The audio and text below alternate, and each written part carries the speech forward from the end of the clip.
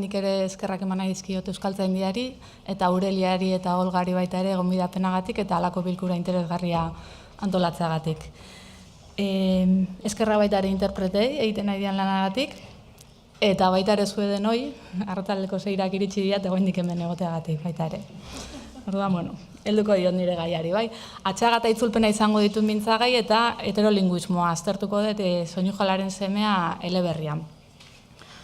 Literatura sorkuntzari eta itzulpenari dagokionez, kasuistika zabala eskaintzen digu gure literaturak. Gaur egunean zehar nik uste dut nahiko argi gelditu dela hori.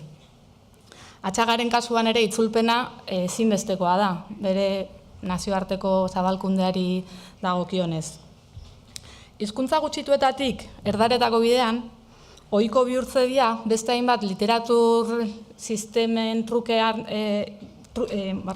literatur truketan salbuespendien kasuak.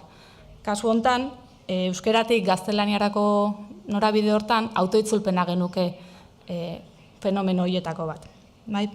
Atxagak haren lanen gaztelaniarako itzulpenetan parte hartzen du. Zenbaitetan bakarka, gehienetan kolaborazioan. Kasu hontan Soinujolaren semea Asun Garikanorekin batera itzuli zuen. Hizkuntza gutxituetatik erdaretarako bidean, eta gaztelania ez beste hizkuntza kontuan hartuta, hor bada baita ere zuzeneko edo zeharkako itzulpenaren auzia esango genuke. Bai? Euskeratik zuzenean egin itzulpenak, hala bitarteko bertsio gisa gaztelaniazko erabili. Egia esan zer pentsatu handia ematen du gai horrek. Zenbaitetan, zeharkako itzulpena kontsidera liteke ahultasunaren ezaugarri gisa. Bai? Literatura gutxitua izateak nolabait ere beharrezkoa izatea bitarteko edo zubi lan hori. Izan liteke baita ere, kanporako bide horretan edo beste literatur sistema batzuekiko elkarrizketarako edo trukerako bide bakarra. Orduan, ezin dugu otzotzean nolabait ere alde edo kontra jarri, ezta? Marijok lehen esan digun bezala, testu inguruari erreparatu behar zaio. Bai? Kasuan kasu eta tokian toki, begiratu behar dira halako kontuak. Gaur egungo literatur truketan nolabait ere esango genuke, literatur truke zuzenekoak lehen esten diala. Baina baliabide apropos eta eraginkorrik ezean, zeharkako itzulpenak bere lekua izango du oraindik orain, eta beharrezko izango da, bai. Pasatze daztu zait, hori da. Zer gertatze da euskeratik kanporako bide hortan lan bat gaztelaniara itzulita dagoeneko. Aukeratu beharko da edo ikusi beharko da ze testu hartu jatorrizko edo iturri gisa hobeto esan da. Bai? Euskerazkoa, gaztelaniazkoa, bi testuak. Normalean, euskerarik ez dakien itzultzailerik bada, kasu hortan galderaren erantzuna oso erraza da, gaztelaniazko hartuko dugu. Euskera dakien itzultzailerik balego, hor baina ikusi beharko da euskarazko hartu, gaztelaniazkoa, biak, eta esan deten bezala, kasuan kasu eta unez une ikusi beharko da zer hartu.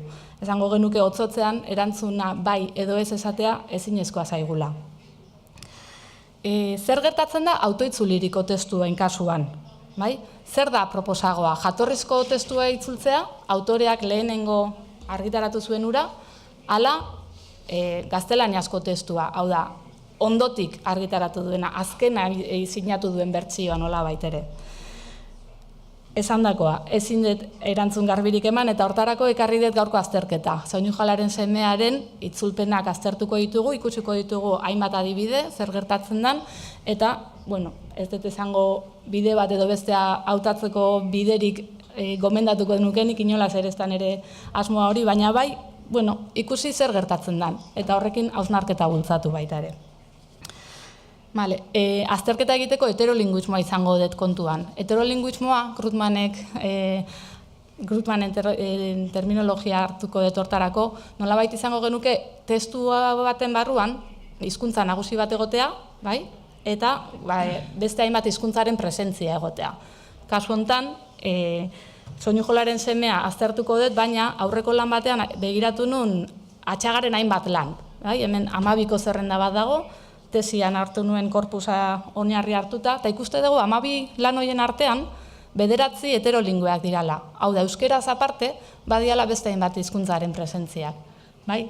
Hizkuntza kopurua batean eta bestean diferentea da, eta baita ere liburu bakoitzaren barruan hizkuntza horiek daukaten pisua nolabait ere, edo betetze dituzten funtzioak.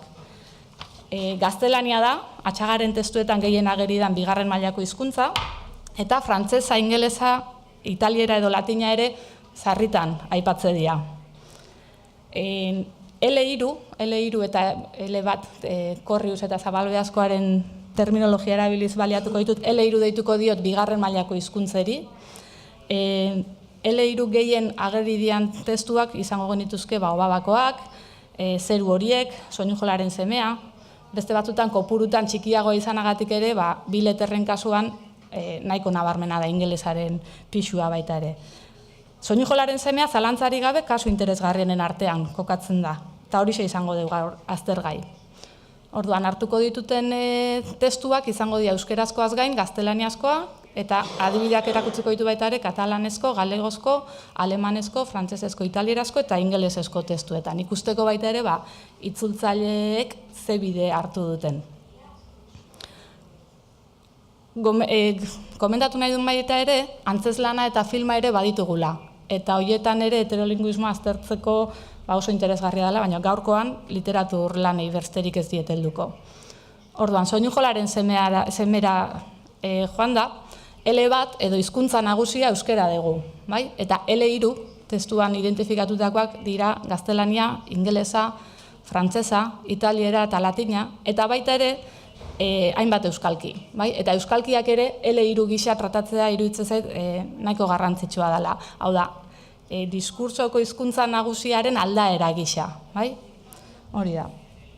Vale. L3 bakoitzak pisu desberdina dauka. Bai, presentzia aldetik, kopurutan, eta baita ere betetze duten funtzioen aldetik, baita ere. Grundmanek ondo zioen bezala, motivazio desberdinak izan litazke heterolinguismoak, eta 3 aipatzen ditu, errealista, estetikoa eta konposizionala.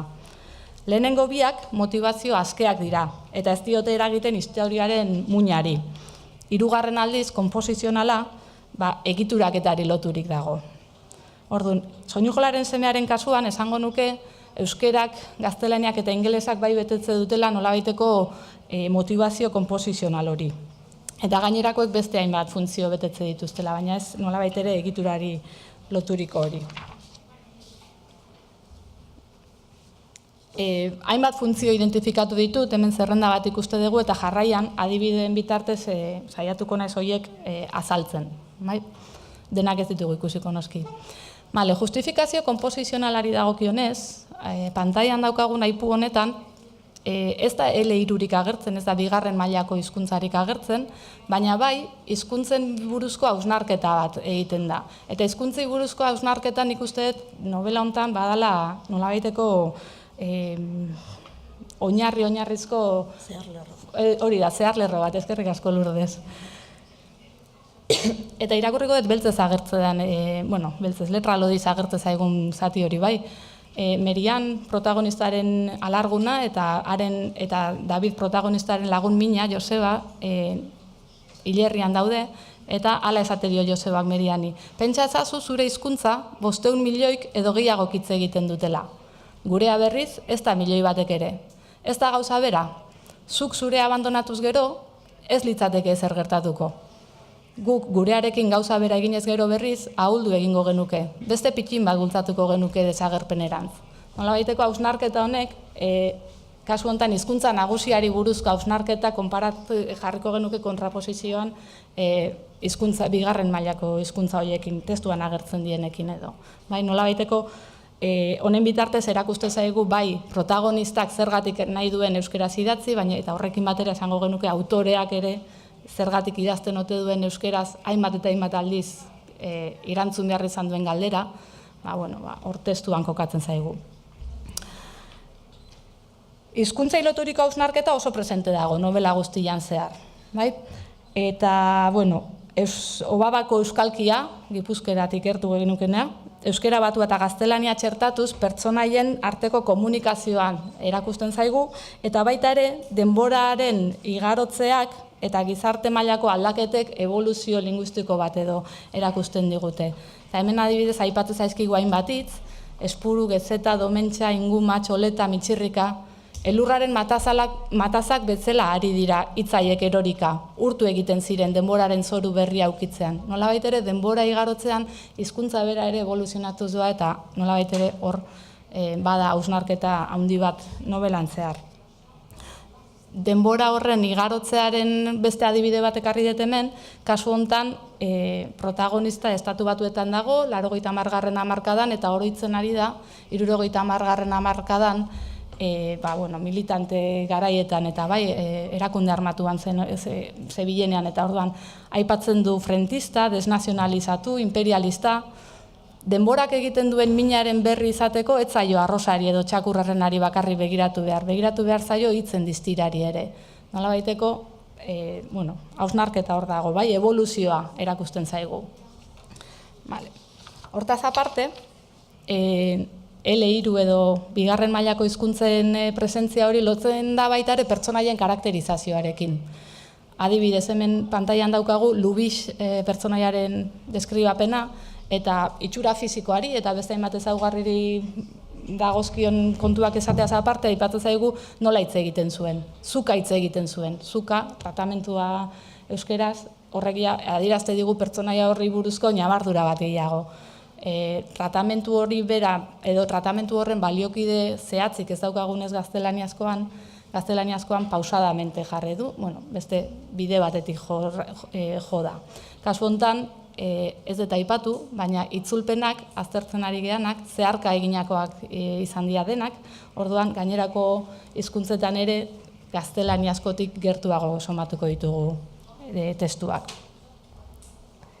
Pertsonaien karakterizazioarekin jarraituz, pantailan ageri zaigu, pare bat zalditan ikuste dugu nola gaztelania erabiltzen den, nos estás dando una verdadera lección de geografía, esaten da, ageri dira Obabako gazteak, umetan dena euskeraz egin dute, eta gaztarora iritsita nolabait ere batzuek gaztelaniaz jarraitzen dute, Susanaren zenargaiak erdaraz, esate zaigu euskerazko testuan.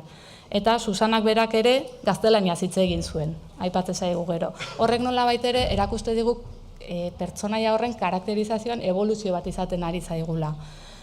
Gaztelaniarako bide hortan, eta hauxe gertatze da, bigarren mailako hizkuntza hori L3 bihurtzen denean itzulpeneko hizkuntza, neutralizatu egiten da agerpen hori.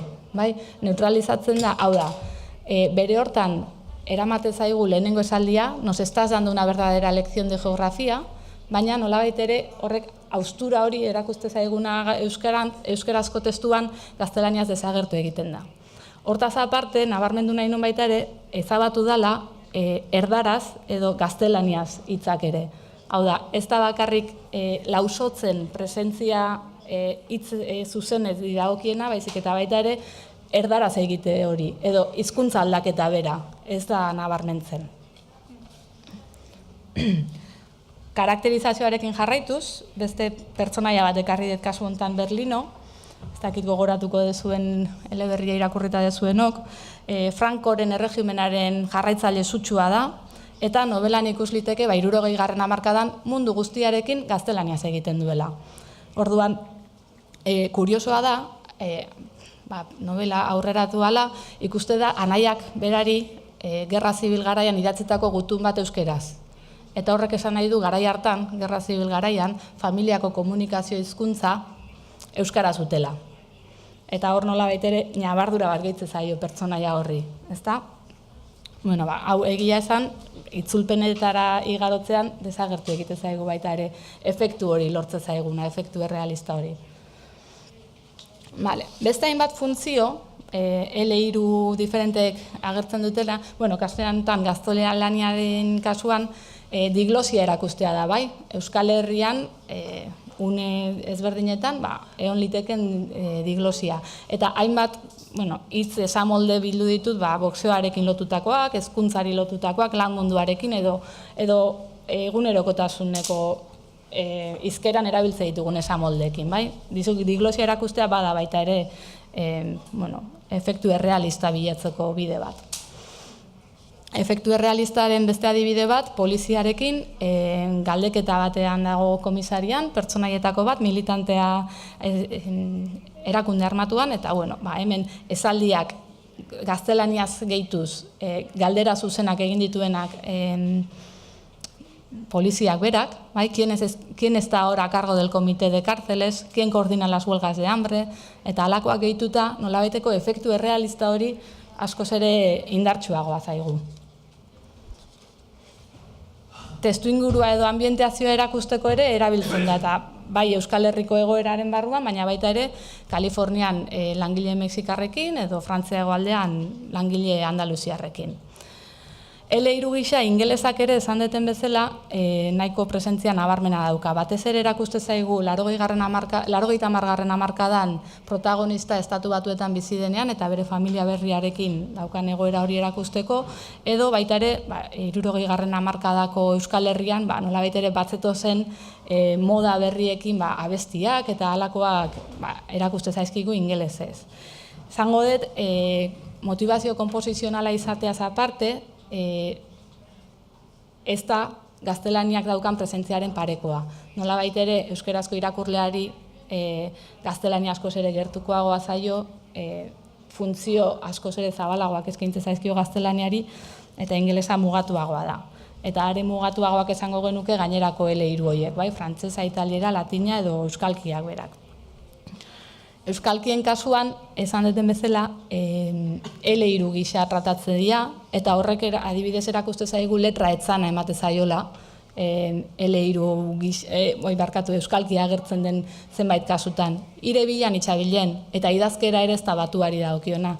Kasu hortan adibidez H-a faltadu, ez da? Eta bestain bat, gauza. Itzulpenetan, hemen agertzen den pasarte hau bera, mantendu da berdez dagoen esaldi hori, bai? L3 bihurtzen da, bai, gaztelaniaz eta beste gainerako hizkuntzetan, eta L1 zena jatorrizkoan bihurtzen da L3, hau da, bigarren mailako hizkuntza gisa tratatu nahi izan dute itzultzaileek itzulpenetan ere. Ez da hainbesteko presentziarik, baizik eta, esaldi solte batzuk gehitzen dira hor. Hemen beste adibide bat bizkaierarena.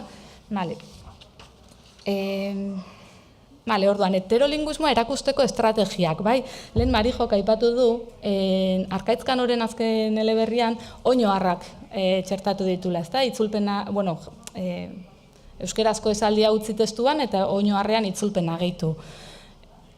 Hemen ez dugu alakorik topatu, baina bai bi estrategia nagusi. Batetik itzulpen eza, hau da, ez dago itzulpenik, bere hortan emate dia hitzak, eta hemen adibidean ikusi dezakegu ingelesezko hainbat hitz. Mol, depressed, paranoid, neurotic, obsessive, horiek ez daukate itzulpenik. Nolabait ere askotan, latinetik gertu daude eta ulertu litezke. Beste hainbat adibide ere hemen, gaztelaniazko esaldi bat, ingelesezko beste bat, edo italierazkoa, bai? Itzulpenik gabeko kasuak. Beste batzutan ordea, itzulpena gehitzen da. Eta itzulpena izan liteke estradiegetikoak esan nahi du ez pertsonaien arteko komunikazioari begira, baizik eta irakurleokin komunikatzeko. Orduan, esaldi honetan, txiki xamar dago igual ondo irakurtzeko, esate zaigu batetik euskeraz, esan nizun mutil normala da era bat. Eta segidan, he is an absolutely normal guy. Orduan, hor ulertarazten zaigu, merian pertsonaiak, ingelesez esan duela hitz hori, esaldi hori, eta euskerazko hori nolabait ere guk ulertzeko dela, irakurleok ulertzeko. Beste zenbaitetan, itzulpena testuan txertatzen da eta pertsonaien arteko elkarrizketan agertzen zaigu. Carvinei buruz ari dira hemen, eta badakizu noski zer diren. Ingelesez, azpen deitzen diren zubaitz horien azalean labanaz egindako marrazkiak. Baietz esan nion, ikusi nuen erreportaje bat Euskal Herriko telebistan. Orduan, kasu honetan itzulpena bada pertsonaien arteko komunikazioan ere agertzen den zerbait.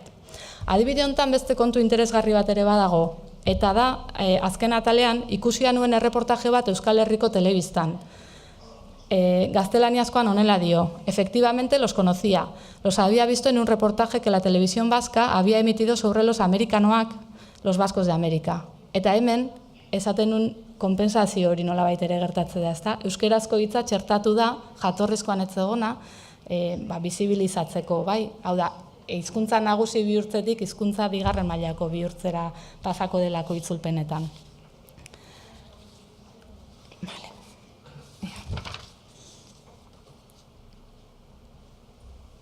Orduan, L3 edo bigarren mailako hizkuntza hori bere hizkuntzara itzultzen den kasuetan, hor zer gertatzen den ikusi behar dugu. Kasu hau bereziki garrantzitsua da gaztelaniazko testuan, iturri bihurtze baita gainerako itzulpenetarako. Orduan, neutralizazio hori zenbateraino igarotzen ote da xede hizkuntzetara.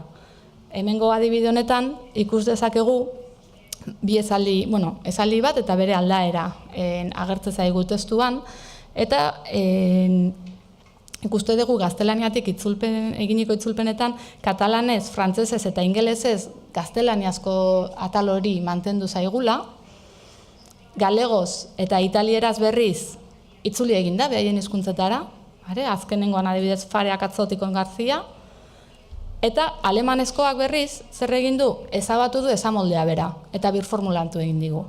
Orduan, hemen ikusten dugu, neutralizazioa batzutan bai gertatzen da, beste batzutan ez, orduan itzultzaileak nolabait ere bide desberdinetatik jo dezakete. Dena dela, neutralizazio punto bat beti egongo da, ez baitan erraza mantentzea gaztelaniazko L3 izaera hori beti. Horren beste adibide bat ekarri detona. Hemen euskerazkoan ageri zaigu Angel pertsonaiak gaztelaniaz esate duela. Este es mi hijo, coronel, viene a este apartado rincón para ensayar con el acordeón. Eta, bere hitz egiteko modu gaztelaniazko ahoskera, traketxari buruz eta hitz egiten zaigu, bai. Gaztelaniazkoan, esaldi hori bere horretan mantentze da, baina ez dauka nolabaiteko ordainik euskeraz, esaldi hori gaztelaniaz esan zuen, ez zeukan besterik, nabarmentzeko horik. Orduan, ingelesez, galegoz, frantsesez, alemanez eta italieraz desagertu egin zaigu gaztelaniaren presentzia hori, hala baina katalanezko testuan gaztelaniaz eman da esaldi hori. Orduan hemen itzultzailea kontzienteki egin du horren hautua. Esan beharra dago baita ere, katalanezko itzultzailea denetan bakarra da euskera ere ulertzen duena. Eta eskuartean izan zuena euskerazko testua nolabait ere.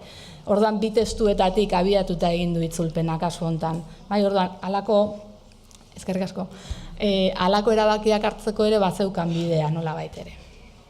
Eta, hortaz aparte, ez bakarrik bere euskera mailari dagokionez, baizik eta irakurleari begira ere, katalanezko irakurleak elebidunak ere badira gaztelaniarekin. Orduan, eta oso gertuko zaie, egoera konkretu horretan, gaztelaniak ze balio simboliko hartu dezaken.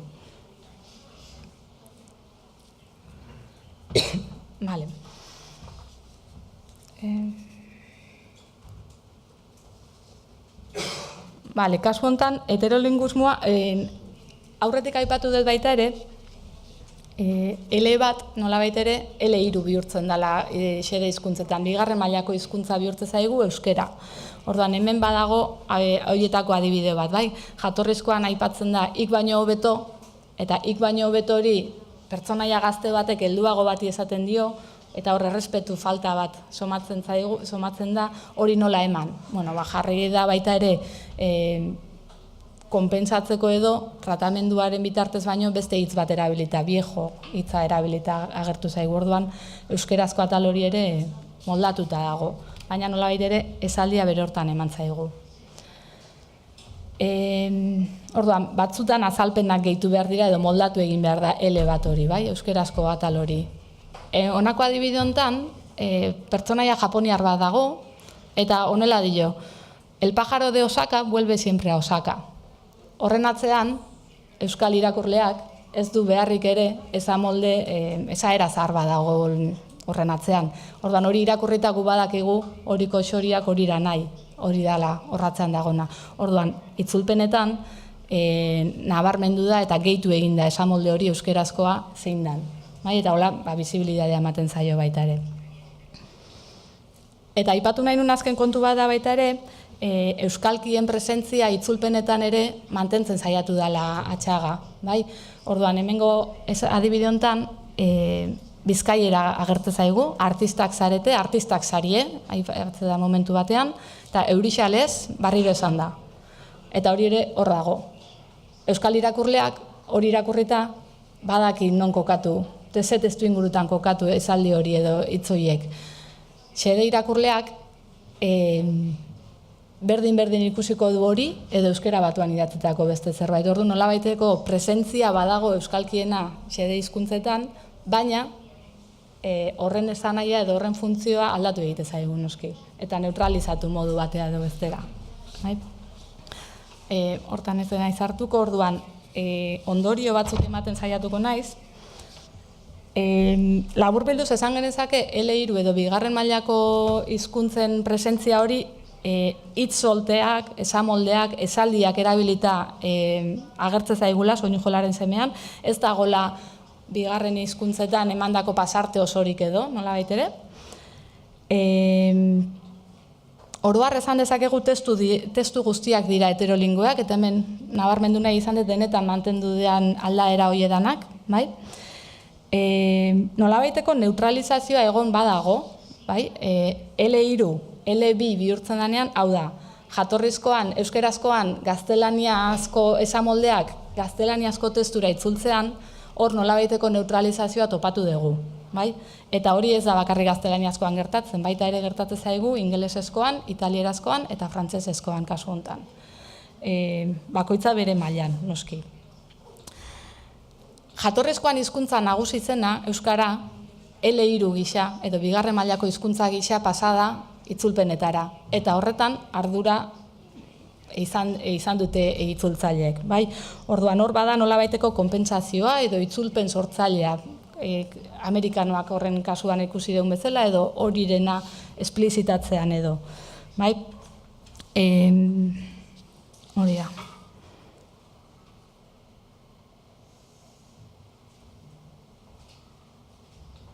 Markatu, esan deten bezala euskalkiek ere nolabait ere presentzia badute, baina moteldu egiten da, edo ulermen hortan bintzat lausotu egiten zaigu, aldea, batuaren eta euskalkien artean. Eta esan genezake baita ere, efektu edo motivazio errealistari dagokionez, motivazio errealista mantentzen da zenbaitetan, baina beste batzutan bihurtzen da motivazio estetiko edo, hau da, funtzioa nolabaite funtzio berri bat edo hartze dula xede hizkuntzetan. Eta hori da askotan baita ere da, irakurlea berak ez daukalako gaitasun nahikorik edo ezagupen falta jatorrizko funtzioiek oso urrutiko zaizkiolako. Nik uste hori dela, esan nahi nun guztia, eta eskerrik asko entzuteagatik.